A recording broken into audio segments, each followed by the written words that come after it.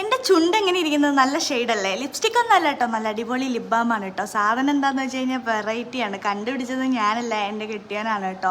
എൻ്റെ കെട്ടിയവന് ഞാൻ ലിപ്സ്റ്റിക് ഇടുന്നതൊന്നും ഇഷ്ടമല്ല. അപ്പം ഞാൻ ഒരു ലിപ് ബാം വാങ്ങി താ എന്ന് പറഞ്ഞ് ഞാൻ നോക്കിയും കണ്ടും മേടിച്ചാൽ ഞാൻ കഴിഞ്ഞ ദിവസം ലുലു പോയപ്പോൾ വാങ്ങിയ സാധനം കേട്ടോ.